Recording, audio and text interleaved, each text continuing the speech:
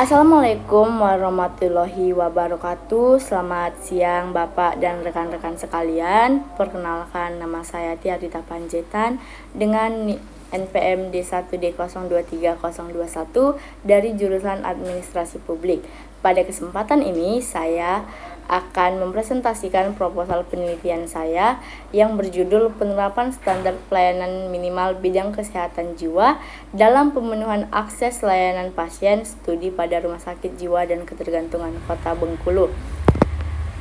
Alasan mengapa saya memilih topik ini, saya akan membahas dari yang lebih umum terlebih dahulu. Kesehatan jiwa bukan isu pinggiran. WHO mencatat lebih dari 970 jiwa orang di seluruh dunia hidup dengan gangguan mental, dan yang lebih memprihatinkan, sekitar 75% dari mereka di negara berpenghasilan rendah dan menengah tidak dapat mengakses layanan yang memadai. Di Indonesia, data Riskesdas 2018 menunjukkan prevalensi skizofrenia mencapai 7 per 1000 rumah tangga dan depresi menyentuh angka 6,1 pada penduduk usia di atas 15 tahun. Fenomena pasung terhadap ODGJ juga masih ditemukan di berbagai daerah. Pemerintahan sebenarnya sudah merespon dengan regulasi yang kuat, mulai dari Undang-Undang Nomor 18 Tahun 2014 tentang Kesehatan Jiwa, PP Nomor 2 Tahun 2018 tentang SPM, hingga Permenkes Nomor 4 Tahun 2019 yang menetapkan target 100% ODGJ berat harus terlayani setiap tahunnya. Namun, ada kesenjangan antara mandat regulasi dan realitas di lapangan. Di lokus penelitian saya, RSJK Provinsi Bengkulu tercatat 15.746 pasien rawat jalan dan 4.407 pasien rawat inap sepanjang tahun 2025. Angka yang sangat besar, namun berdasarkan observasi awal saya, penerapan SPM di sana belum berjalan optimal.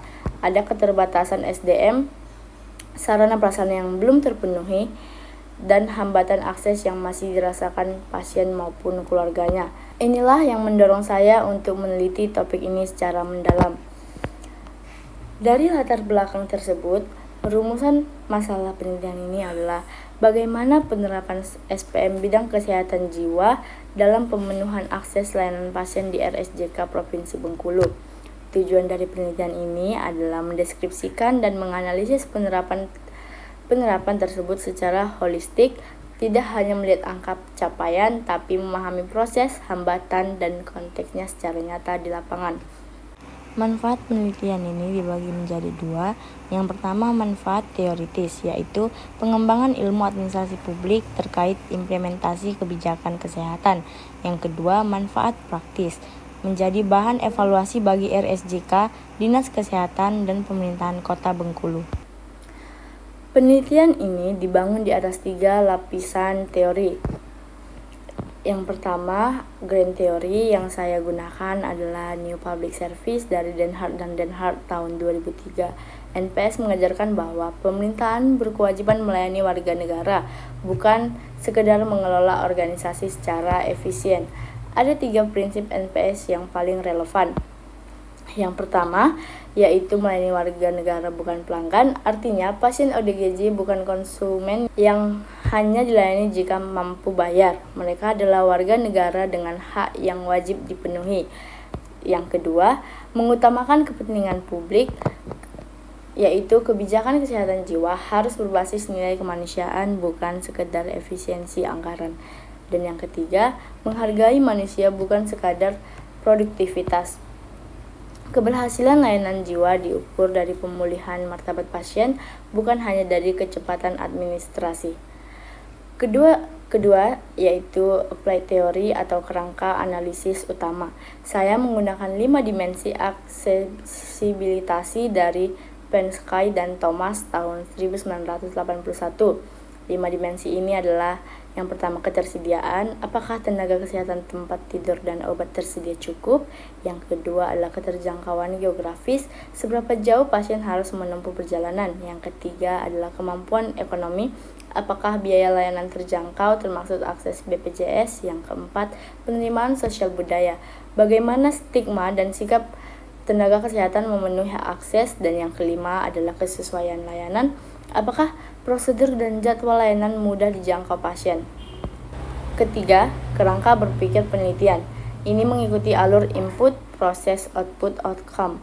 Input merupakan regulasi SDM dan sarana prasarana. Proses adalah penerapan SPM di RSJK.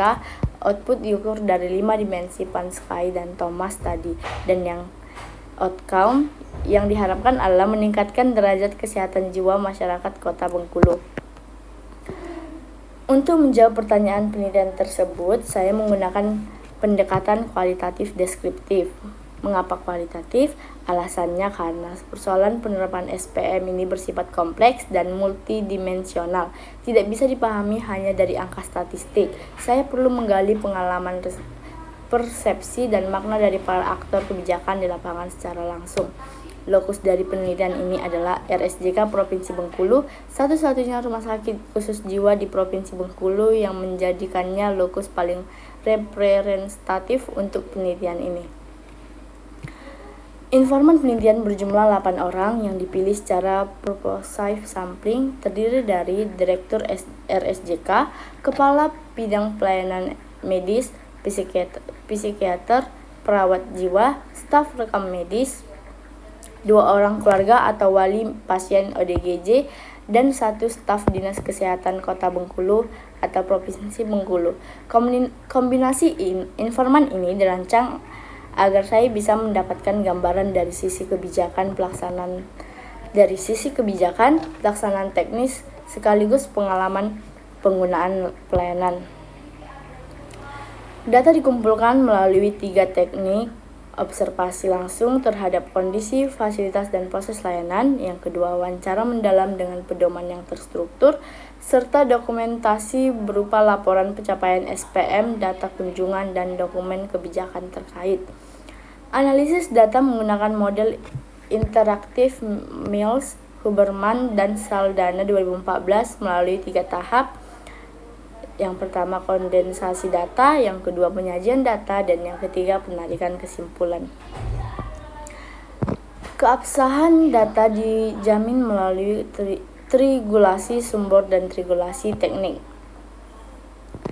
Demikian paparan proposal penelitian saya. Saya meyakini bahwa penelitian ini penting karena mengisi celah yang belum pernah diteliti secara spesifik di RSJK Provinsi Bengkulu dengan integrasi teori yang komprehensif dan pendekatan yang holistik.